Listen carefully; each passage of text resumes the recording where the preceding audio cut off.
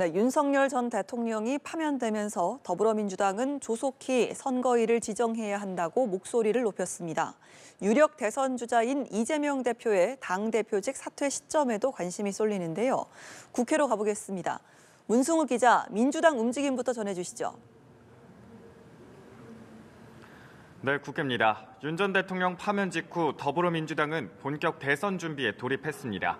김은덕 사무총장은 오늘 오전 기자 간담회를 열고 한덕수 대통령 권한대행에게 조속한 선거일 공고와 정치적 중립 선언을 촉구했습니다. 그러면서 김 사무총장은 절제된 자세를 강조하며 통합과 안정, 새로운 민주정부 출범을 위해 국민과 함께 나아가겠다고 말했습니다. 오는 8일 한대행 주재의 국무회의에서 대선 날짜가 지정될 가능성이 크기 때문에 이 대표도 8일을 전후로 대표직에서 물러날 것으로 관측됩니다. 민주당은 연일 국민의힘 책임론도 부각하며 대선 과정에서 유리한 여론을 조성하기 위해 국회 차원의 전략도 함께 짜고 있습니다. 민주당은 윤석열 정부가 거부권을 행사했던 내란 특검법과 명태균 특검법을 포함해 8개 법안의 재의결도 추진할 계획이고요. 국민의힘을 향해선 내란에 대한 책임을 지지 않곤 대선 후보를 낼 자격이 없다며 사죄를 요구했습니다. 이런 가운데 비명계로 분류되는 인사들도 기지개를 펴고 있습니다. 김두관 전 의원은 당내에서 처음으로 내일 대선 출마 선언을 할 계획이고요. 김경수 전 경남지사와 김동연 경기지사, 김부겸 전 국무총리도 대선 출마 쪽으로 마음이 기울어졌지만 막판 고심을 거듭하고 있는 걸로 전해졌습니다.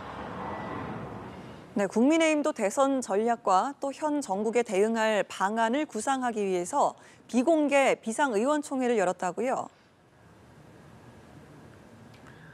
네, 그렇습니다. 국민의힘도 윤 전 대통령 탄핵 후폭풍을 뒤로하고 조기 대선을 준비하며 바쁘게 움직이는 모습입니다. 국민의힘은 조금 전부터 비상의원총회를 열고 대선 국면에서 당의 운영 방향, 일정 등을 논의하기 시작했습니다.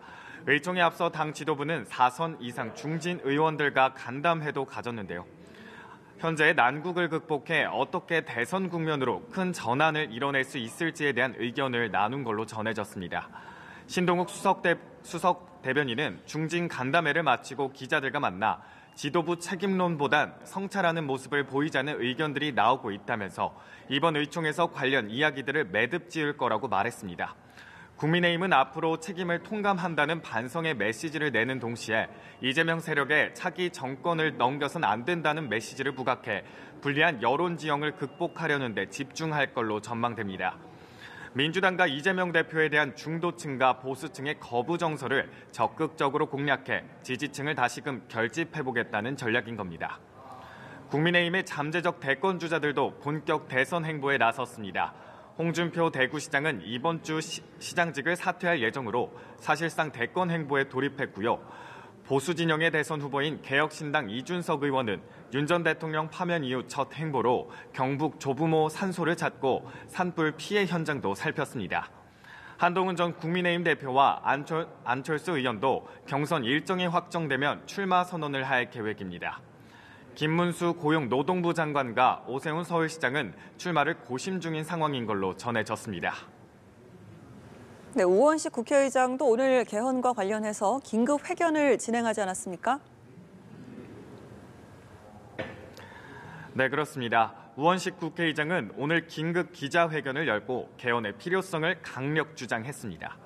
새로운 대통령 임기가 시작되긴 전인 지금이 개헌의 적기라며 이번 대통령 선거에 개헌 투표를 동시에 진행하자고 제안했습니다.